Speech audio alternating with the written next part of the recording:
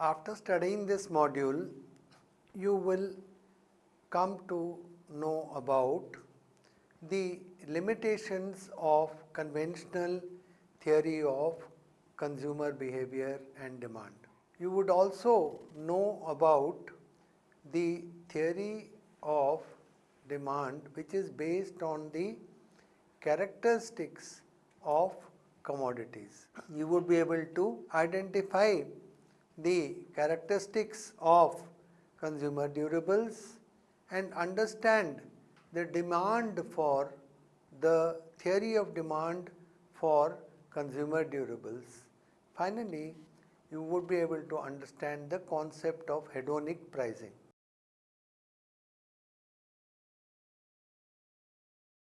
Traditional theory of demand states that consumers derive utility directly from the consumption of particular goods or services. However, theory of attributes as given by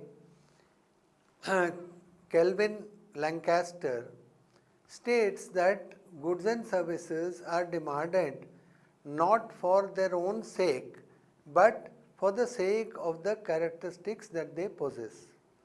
And thus, goods should be identified not in terms of their physical properties but in terms of their characteristics or attributes. Therefore, it is not the physical act of consumption which leads to utility, but it is the consumption of the attributes or the possession of the attributes of a commodity which leads to the consumer's demand for certain goods and services. So, at any given point of time, a particular good is actually can be defined in terms of the collection of the various attributes. So, it is not merely about how much of a particular commodity or good that the consumer is consuming and hence supposedly getting utility or satisfaction out of it. The utility and satisfaction comes because different goods are different and they have different characteristics, they have different features, they have different attributes. So, therefore, there is something called a new theory of demand. The new theory of demand, as we have said, is based on the idea that goods, commodities, services, they possess certain attributes or features. So, therefore, this is new theory of demand is known as the theory of attributes, and this theory of attributes has been given to us by Kelvin Lancaster. We also would be discussing various other characteristics of consumer durables and the concept of hedonic pricing.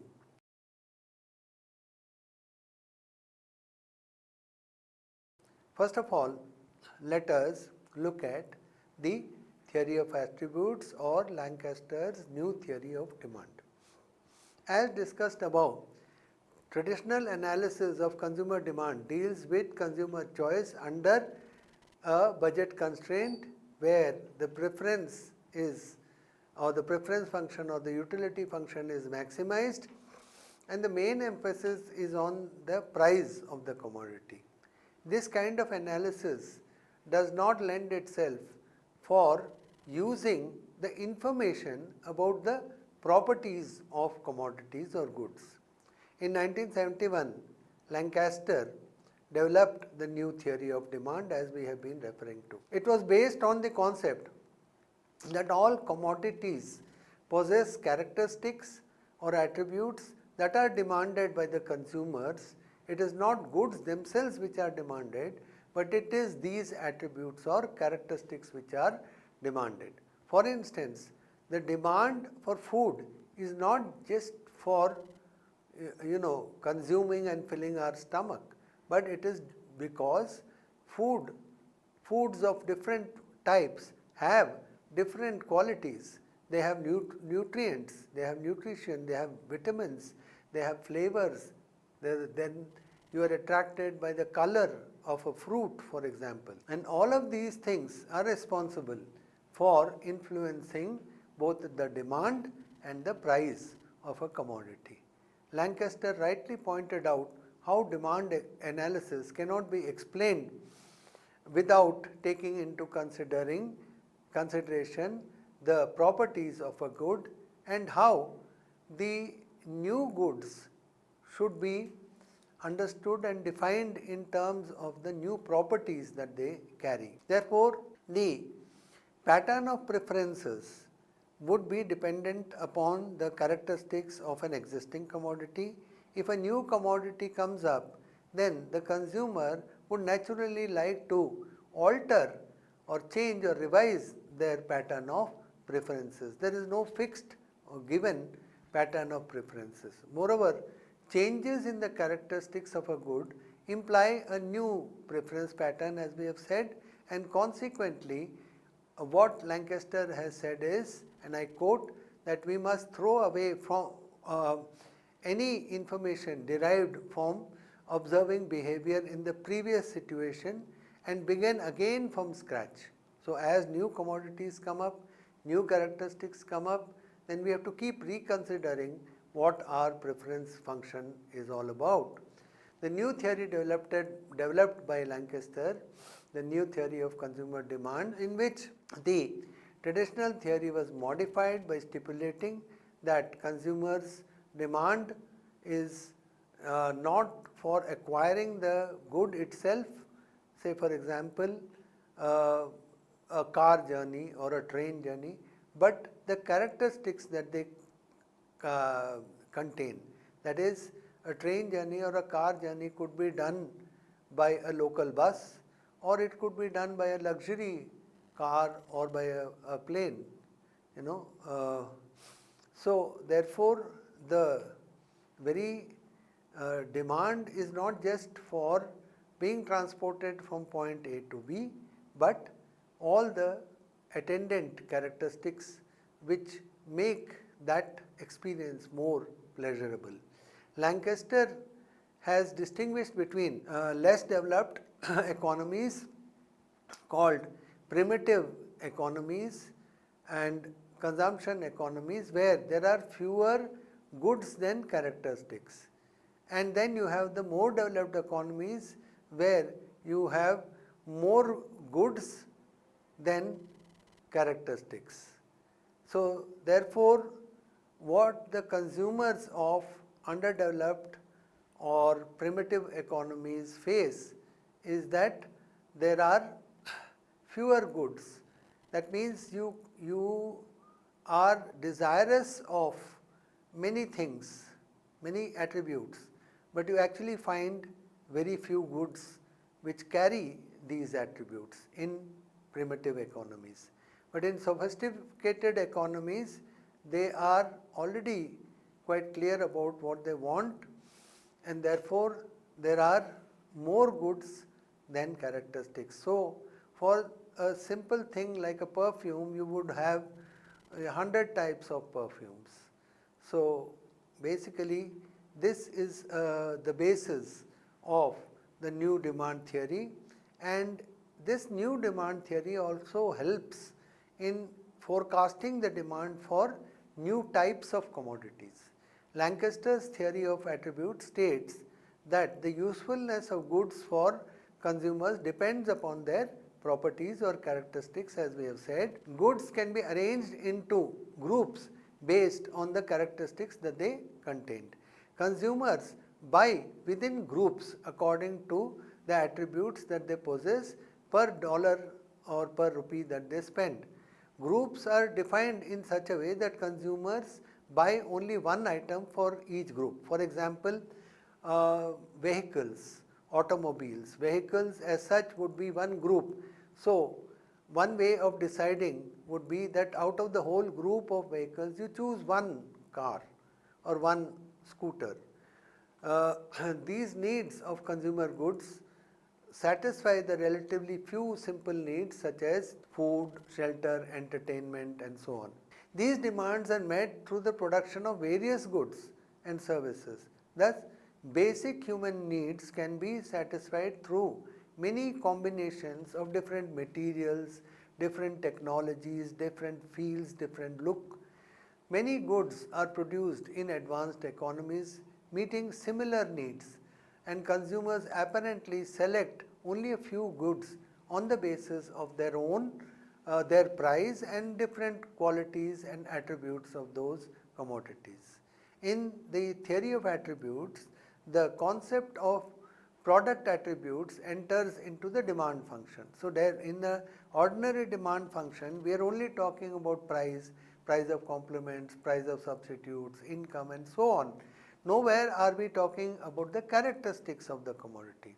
The theoretical model of the demand function is based upon the estimates of these attributes rather than the product itself, rather than the quantity of the product itself. There are some studies which have looked at the implications of new demand theory. For example, McKillop and Weib in 1987 stressed the potential value of the Lancaster approach as a fruitful method for studying the demand for wood products because the qualities and performances of wood determine the demand. Thus, the quality measures of the product as a result of the technology for their utilization provides the foundation for the analysis of demand. Product quality and variety are incorporated into the consumer behavior. Some of the uses of Lancaster's theory, Batten and Johnson in 1987 introduced the Lancaster model to preference groups of consumers and producers in a spatial context. That is, we are talking across regions or across cities, and they combined it with the logistics of substitution models and also an advanced model which explains export flow analysis. The authors deployed this method for explaining the substitution of products and technology change and applied it to various markets in which the forest products compete with other commodities. A product of characteristics was introduced in the model to obtain an invariant structure in which the dynamic competition takes place between products. Then we have Tragenberg in 1990 used the Lancaster theory to lay down a theoretical and econometric framework for measuring the social gains from product innovation. The dynamics of the model from adjustments to changing conditions such as relative prices, production cost, production attributes and so on were incorporated into their approach. The Lancaster approach offers the promise to analyze new products such as new composite wood non-wood combinations. So these are new types of materials in which you use wood and you use synthetic materials like PVC, rubber or maybe rubber, natural rubber, and you use plastic and you combine all of them to create new kind of building material. So these building materials are actually replacing the existing traditional use of wood. Therefore, this new theory of demand, the theory of attributes, is used typically when only wood is used, then it would simply mean how much would a log of construction material or wood be costing, and depending on the price the consumer would buy more or less of it.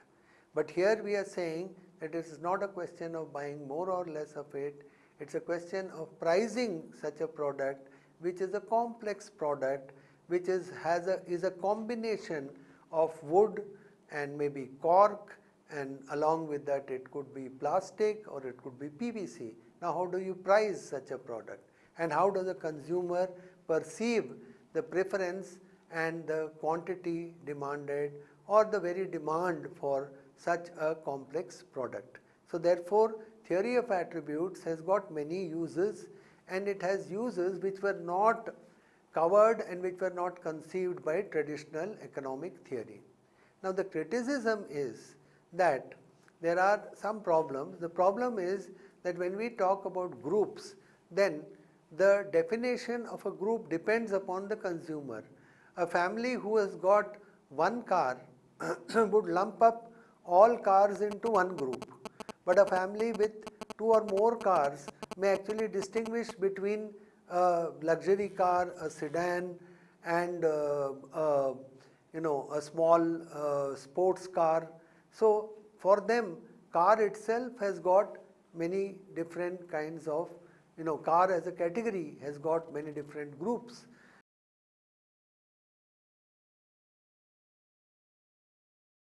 Then if we talk about the demand for consumer durables, this is an apt area of consumer behavior and demand which needs to be studied through the lens of theory of attributes. First of all, let us understand the attributes of consumer durables. Consumer durables are divided into, consumer goods are divided into two categories, durables and non-durables. Consumer durables are not the same as non-durables because they have certain specific attributes which are different from consumer non-durables. Durables have an extended product life and they are not worn out or consumed quickly and immediately when you buy and consume them. Since they are made to last and they are durable, as the name suggests, they are typically more expensive than non-durable goods that have to be purchased over and over again. So therefore, things like cars, refrigerators, washing machines, TV, etc., these are all consumer durables, and you don't have to go to the market to buy these every now and then, every month or every week. Let us now consider the characteristics of consumer durables. Consumer durables have three main features or attributes. First of all, as the name suggests, they are durable, therefore they last for a long time. Demand and hence price cannot depend upon one-time use or consumption. Unlike a cup of tea, it is durable. So therefore, the utility is obtained throughout the life of the consumer durable. One assumption of utility analysis, that is marginal utility analysis, is that as you consume more units, the marginal utility declines. But this happens because successive units are consumed one after the other without any gap in time. But when we talk about a consumer durable, obviously you are consuming a refrigerator or a car or some other such consumer durable over a period of time, many years. So there is no gap. There is a long gap between, unlike the example we took of tea, where the marginal utility goes down as you keep consuming more and more cups of tea one after the other. So the entire notion of durability, it leads to an ambiguity about the behavior of marginal utility. So in the case of consumer durables, we have to think of how to handle this problem when it comes to the theory of demand for consumer durables. This is one aspect of consumer durables. The other aspect is irreversibility. When you purchase a consumer durable, you purchase the whole of it and cannot just buy the sum. In the case of consumer durables, there are two more attributes. One is indivisibility, then the third is irreversibility. Indivisibility happens in the case of consumer durables because you cannot buy a part of any consumer durable. You are forced to buy the whole. For example, if you want to buy a television, then you cannot say that you want to buy the television only for seeing movies and you don't want to buy it for watching the news. So, if you are a consumer, whatever you do, you have to buy the entire equipment, you have to buy the entire consumer durable. Similarly, for a refrigerator and so on. So, the price that a consumer gets cannot be related only to that part of the services which they are availing. Hence, there is a problem of indivisibility. Therefore, a consumer has to buy the entire durable commodity, as we have already been saying, like a television or a refrigerator and so on. We cannot just extract one of the features and then just say that we are going to pay only for one of the features and consume it. So, therefore, there is a problem when we cannot use the ordinary utility analysis in such a case where the commodity is complex and there is indivisibility about it. So, how do you actually relate the consumption of the single unit of a particular one part of the commodity? Then we have irreversibility. A purchase decision in the case of an ordinary commodity is explained in terms of the ex ante behavior of consumption and utility. The decision is always on the basis of an as if analysis. That is, that if I were to consume one more unit of, let us say, a tea or an apple, then the marginal utility would go down. And if this happens, then my consumer surplus would come down, okay? The consumer surplus would be less, and therefore, at some point of time, if I realize that I am paying a higher price than the marginal utility, then one day I might make the mistake, but on the next day I might withdraw my consumption and go back to my erstwhile level of consumption. So, I am cutting down on the loss that I would incur by a negative consumer surplus on account of that additional unit that I wrongly decided to consume. So, therefore, in the case of non-durables, it is always possible to go back on your decision.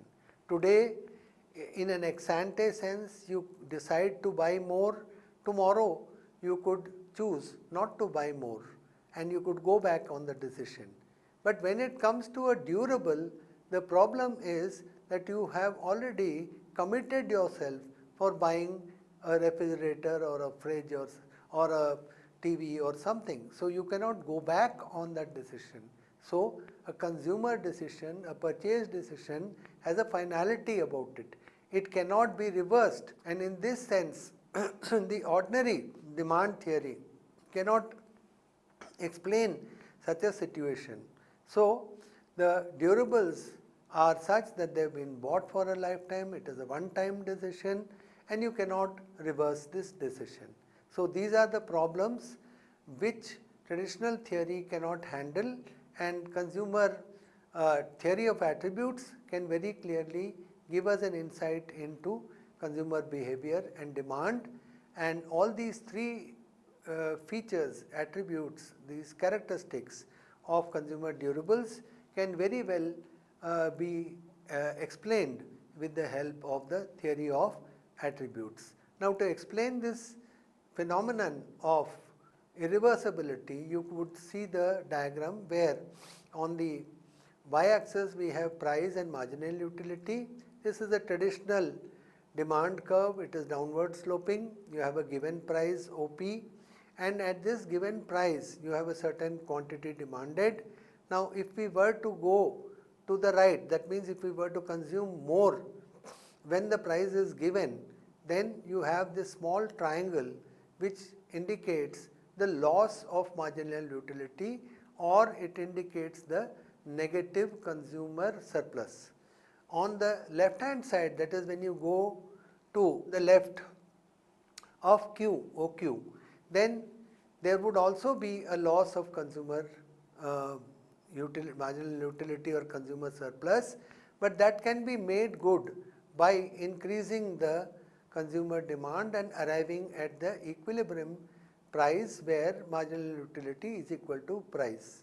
So, this can all be done in an iterative manner. Today you take a decision to increase the consumption, tomorrow you reduce it. All of this is possible when we are talking about an ordinary commodity and not a consumer durable. So, this is the point that we are making as far as irreversibility is concerned. Now, finally, in the beginning we had said that when we talk of traditional demand, then we are not looking at the attributes, we are not looking at the characteristics, we are only looking at the price and quantity, relationship between price and quantity. But in the case of these, particularly consumer durables, they actually sell not so much because of the price, but they sell because of their characteristics or their attributes or features. So, one question comes that if there are multiple features, then how does the producer fix the price?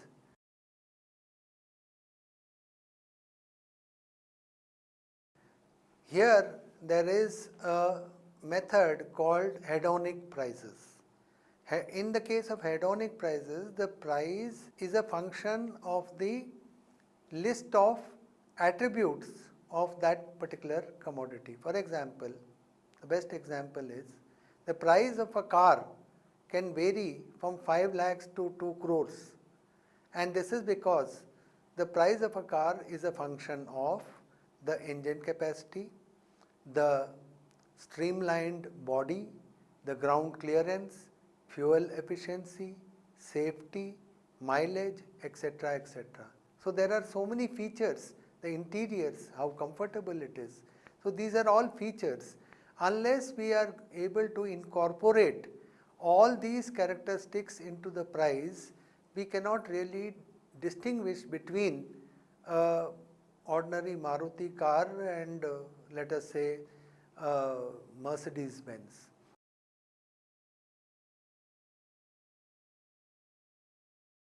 So, now we are just summarizing what we have said in the beginning is that the conventional theory of demand is only based on the quantity of some good that is consumed, and then Kelvin Lancaster gave us the new theory of demand, which is based on the attributes, and we discussed how the theory of attributes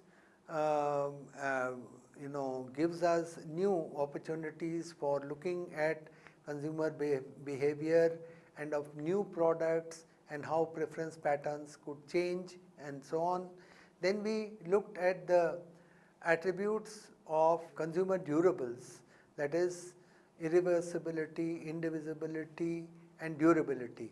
And then we saw how traditional demand theory cannot handle the consumer demand for consumer durables.